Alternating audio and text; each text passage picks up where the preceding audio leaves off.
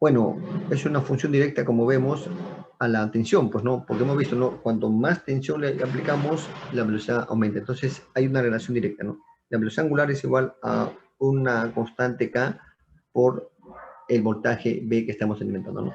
Donde K va a ser una constante, omega va a ser la velocidad angular que está dada en revoluciones por minutos, y B es el voltaje de ingreso que estamos introduciendo a este motor DC, ¿no? Entonces, para analizar los sistemas de control se necesita de modelos matemáticos, como es lo que hemos estado viendo, de los elementos que se emplean en dichos sistemas. Estos modelos son ecuaciones que representan la relación entre la entrada y la salida. Todo sistema de control se puede representar mediante bloques funcionales,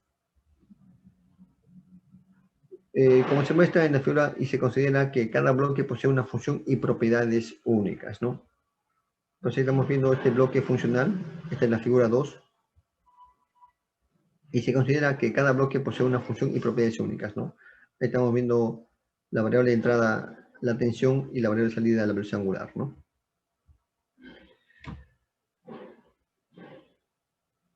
Bueno, así en el bloque de la figura 2 que ya hemos visto, se le agrega un bloque, bueno, si a ese bloque de la figura 2 que hace un rato lo hemos visto, ¿no? Se le agrega un bloque en serie para variar el voltaje.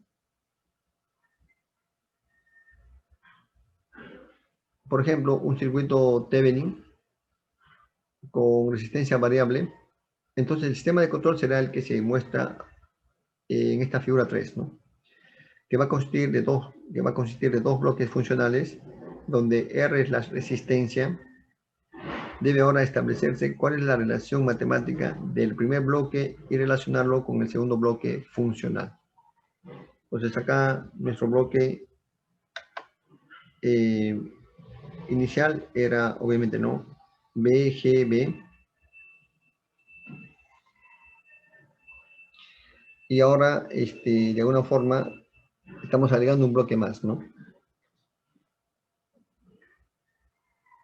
Entonces nuestro diagrama de bloque, obviamente no hay que ver este bloque que estamos agregando, donde R va a ser la resistencia que va a entrar a este bloque que estamos agregando, y hay que establecer cuál es la relación que existe, ¿no?, entre estos dos bloques, ¿no? Para el sistema de control anterior se puede establecer una ecuación matemática, donde para un determinado valor de voltaje hay una respuesta de la velocidad angular en función del tiempo, tal como se muestra en la siguiente ecuación, donde T es el torque. Es justo lo que veíamos ahí, pues, ¿no? Un problema anterior que vimos por ahí, ¿no? El torque por la velocidad, por la aceleración, ¿no?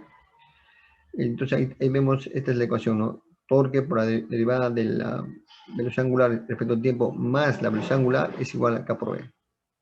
Entonces el bloque funcional acá se va a expresar como ahí vemos, va a ser igual a, tenemos una salida, que es la velocidad angular, y una tensión, ¿no?, de entrada, el B, ¿no? Entonces de ahí podemos despejar y hallar, ¿no?, su función de Laplace, ¿no? Nos va a salir K entre TS más 1, ¿no? Entonces acá estamos viendo la relación entre la velocidad angular y la tensión de entrada B, ¿no es cierto? Y acá vemos la función de transferencia de este sistema de acá, ¿no? Vemos que es una función K entre TS más 1, ¿no? Es que acá hemos considerado como parámetros adicionales el torque y la derivada de la velocidad angular respecto al tiempo, ¿no?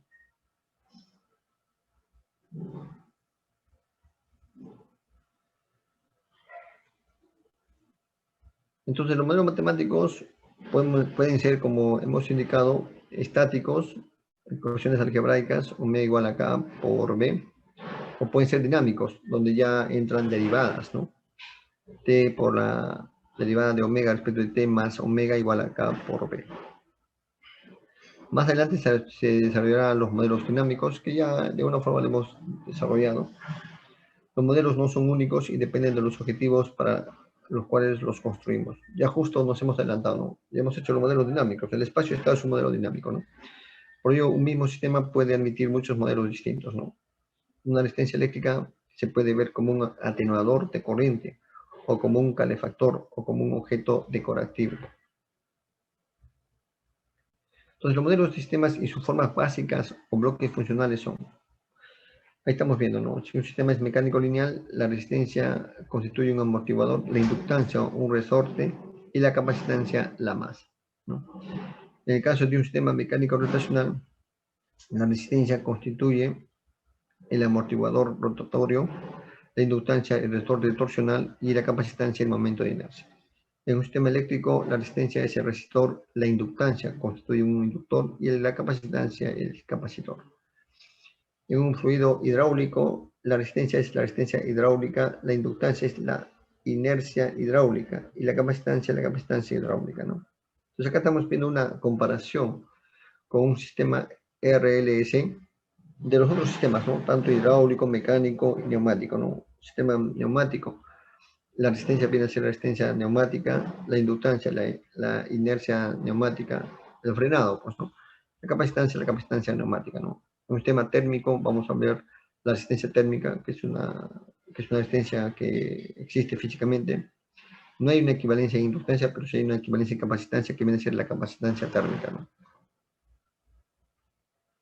Aquí vemos otros elementos o formas básicas de, por ejemplo, acá, ¿no? Hay un resorte al cual nosotros estamos aplicando una fuerza.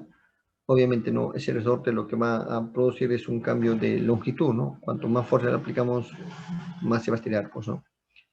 Entonces, al resorte lo que va a entrar es una fuerza F y la salida va a ser una posición X, ¿no? Eso es lo que va a variar, pues, en ese resorte, ¿no? Su cambio en posición, ¿no? Entonces, aquí se cumple, ¿no? Que la fuerza es directamente proporcional a la distancia que se ubica, ¿no? Entonces, fuerza es K por X, ¿no? Ahí vemos un comportamiento tipo inductancia del resorte, ¿no? En el caso de este otro ejemplo, vemos una entrada que es la fuerza F, vemos un amortiguador, hay una resistencia que se está oponiendo al cambio de posición y una salida X, ¿no? Acá hay un fluido que hay en esto viene a ser aparentemente un pistón, ¿no? Que se está metiendo a bueno, este cilindro, ¿no? O este elemento donde tiene internamente un fluido y hay una fuerza que está aplicando, obviamente el fluido va a oponerse, ¿no? Va a tener una resistencia, ¿no? Entonces, en ese caso se va a cumplir que la fuerza, ¿no? Va a ser C por la derivada de X respecto al tiempo, ¿no? Donde C es obviamente, no una constante que hay que averiguar a qué es su valor, y la derivada de X es el cambio de posición, ¿no?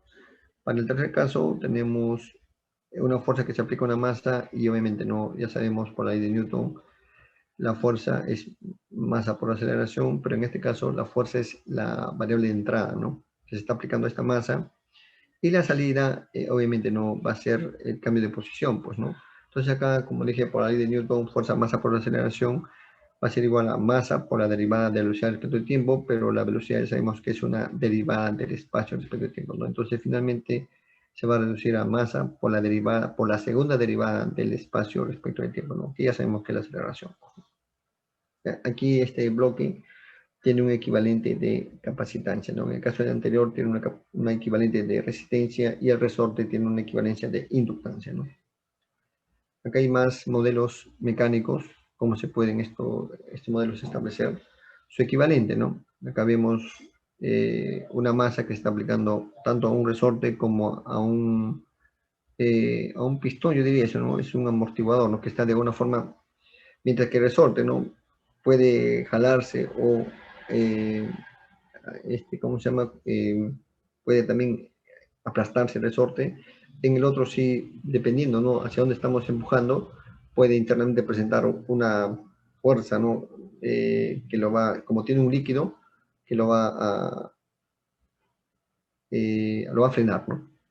Entonces, en este caso, obviamente, ¿no? La fuerza es la que va a jalar esta masa hacia la derecha y el resorte lo va a jalar en sentido contrario junto con ese pistón que está ahí, ¿no? En el otro caso tenemos una entrada F, un sistema masa resorte amortiguador, el que hemos visto ahí, pues, ¿no? Del primer caso, ¿no? Ese es un modelo matemático y la salida va a ser obviamente la posición, ¿no? Que nosotros estamos desplazándonos, ¿no? Entonces ahí se va a cumplir masa por la derivada de x respecto al tiempo más c por la derivada de x respecto al tiempo más k por x igual a la fuerza F que estamos aplicando, ¿no?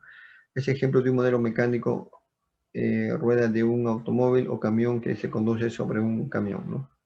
Bueno, ahí justamente este último ejemplo, ¿no?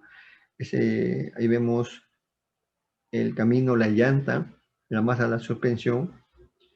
Ahí estamos viendo el émbolo, ¿no? El pistón que tiene que ver con el sistema de suspensión junto con el resorte, ¿no? Ahí tenemos la masa del automóvil, ¿no? Esto es un sistema mecánico porque obviamente, ¿no? Un sistema mecánico, una llanta necesita resortes, ¿no? Porque el automóvil, ¿no? Si no, eh, cómo podría estar, ¿no? Suspendido a una cierta distancia de la llanta, ¿no? Si no, toda la carcasa podría aplastar la llanta, ¿no? Entonces necesita resortes para mantenerlo en cierta posición, ¿no? En general, las ecuaciones que definen las características de los bloques funcionales de sistemas mecánicos consideran la entrada es una fuerza y la salida un desplazamiento. Para un sistema mecánico con rotación, la entrada es el par y el desplazamiento es angular. Bueno, acá hay más ejemplos, ¿no? Lo que hemos explicado, y también ya conocemos, ¿no? El inductor como sus ecuaciones, el capacitor como sus ecuaciones, y la resistencia también como sus ecuaciones, ¿no? Y ahí tenemos sus conceptos, que luego lo vamos a explicar bien. Bueno, señores, la próxima clase voy a continuar explicando esto de acá, y vamos a ver ejemplos, ¿no? Con el Xiao, yo he visto, ¿no? Que el Xiao para ese tema de la observabilidad, controlabilidad, y todo lo que es relacionado a la parte de espacio-estado es más didáctico, ¿no? He visto los otros libros, ¿no? Pero el Xiao es mucho más didáctico, ¿no? Ya les voy a presentar unos ejemplos, ¿no? Para que vean cómo es. Bueno, señores, por ahora nos vamos a quedar acá. Y bueno, pues cuídense bastante. Y no sé si hay alguna pregunta, ¿no? Profesor, disculpe, estos dos últimos PDFs los va a subir al Moodle.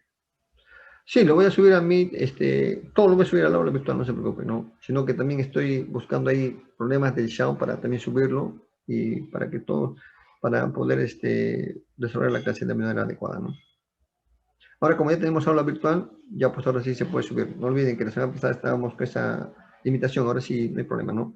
Tanto las grabaciones de la clase como las presentaciones, yo siempre los subo a la aula virtual, ¿no? Ya pues, señores, es un gusto, cuídense bastante. Hasta luego, profesor. Hasta luego, Hasta luego, profesor. ingeniero.